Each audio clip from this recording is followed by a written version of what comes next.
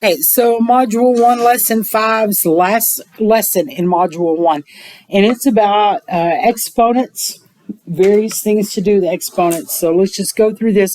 An expression in the form of x to the n is called an exponential expression and represents how many times we multiply x times itself, and we do that n times. So in this case, 2 is the base, 3 is the exponent, and that represents 2 used as a factor 3 times. 2 times 2 times 2, which would be 8. In your calculator, if you wanted to put this in a calculator, it's going to look like that with the little up caret key. That's the up caret key, which is Shift 6 on your laptop, is how you enter to put in an exponent. So for some reason on this notes, when I printed it out, it left the name of these properties of exponents. So the table is complete. It says complete with property names. The product of powers is when we multiply two exponential expressions together. Raising an exponential expression to another exponent is a power to a power property. The power of a product has, I've got an expression to an exponent times an expression to an exponent times an expression. So this is like putting these two together for this. When we talk about quotient, quotient, remember, means to divide. So a quotient is a exponential expression divided by an exponential expression. This is when we have a quotient problem with exponentials raised to a power. Zero exponent, anything raised to 0 is 1. If you don't believe me, put any number you want, raise it to 0 in a calculator, and the answer is going to be 1. And one of the things about negative exponents is, we're going to get into this deeper in the lesson, but negative exponents really cannot exist in the bottom of a division problem. You can't leave that there. You have to simplify it out, which is what they've done in this first example. Okay, so moving on to the next page of notes. If you remember this, I'm going to let you pause the video and give this a whirl on your own. If not, then you can continue to watch the video and I'll walk you through it.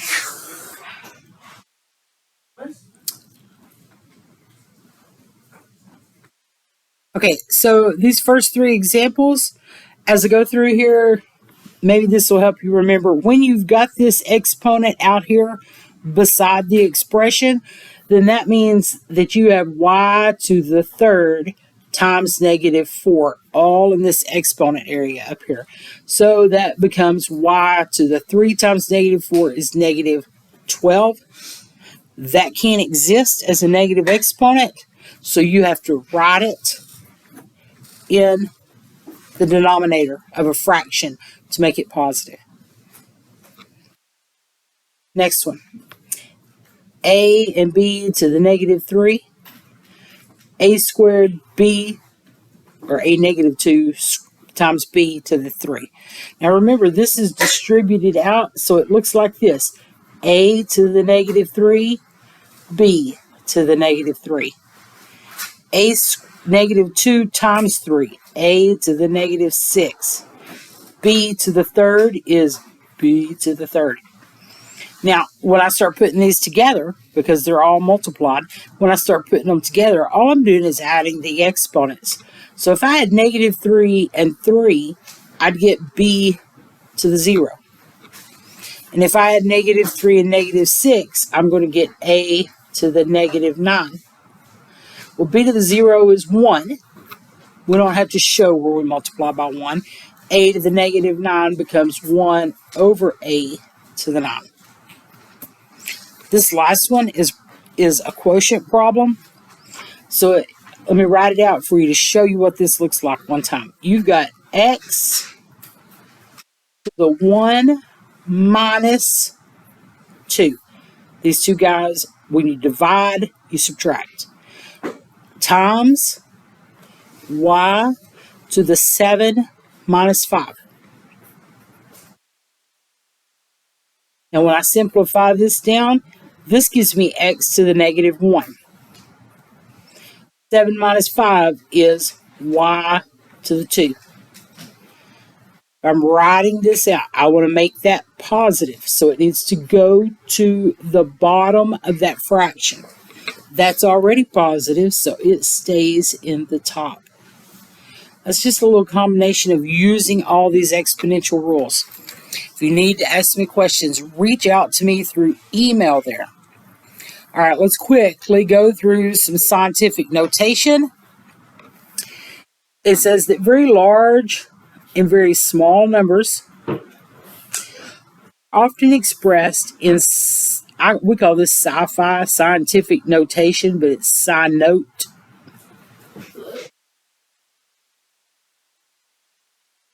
To convert numbers from standard form to scientific notation, we use these steps.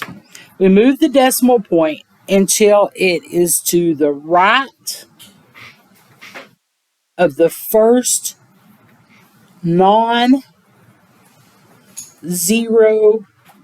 digit. I'll explain that as we go. We count the number of places and the direction you moved the decimal point.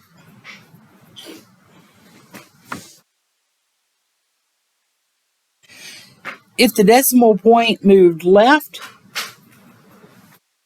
you write the number as some number times 10 to the n, positive n.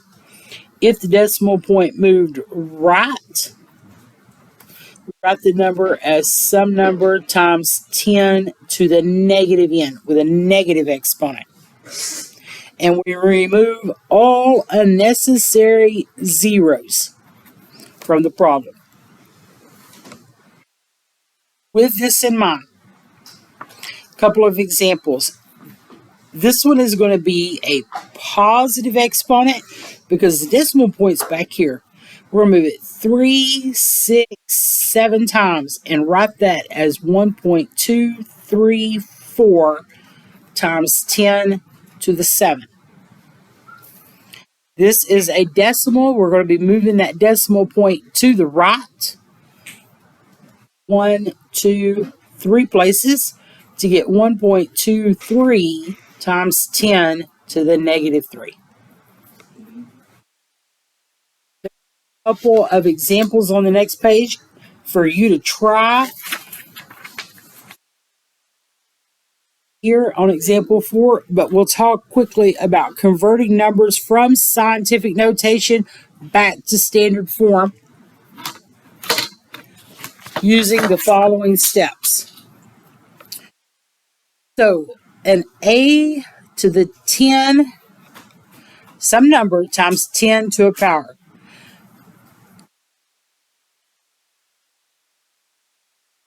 I'm sorry. You got to figure out whether n is less than 0, that means it's a negative number, or n is greater than 0, that's a positive number.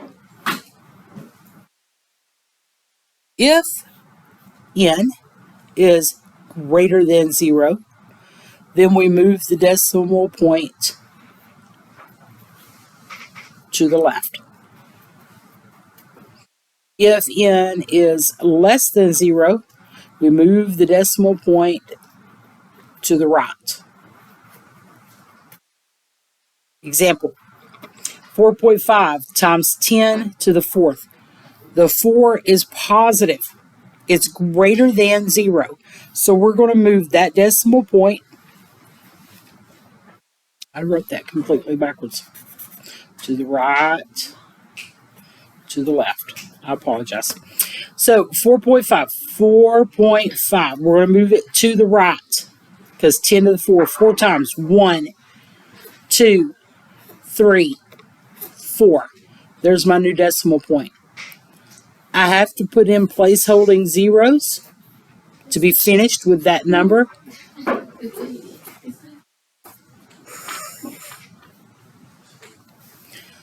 In this expression, or this problem, the exponent is negative, so that decimal point is going to move to the left. So we start with 9.4. We move this 2 times to the left. 1, 2. There's a new decimal point. Put in a placeholding 0. That number becomes 0.094. These are easily done in your calculator. Please go try them and come up with answers on your own, and then come back and check your work. Okay, so this first problem is 1.5 times 10 to the 6th, correct answer. Second problem is 3.15 times 10 to the 5th. If you have more questions, you can see more videos about scientific notation online anywhere, especially when it comes to looking up how to convert numbers to and from scientific notation. Good luck with that. That's the end of Module 1. The next assignment you'll have is a quiz, as a test, a module test, and you'll need to complete your study guide.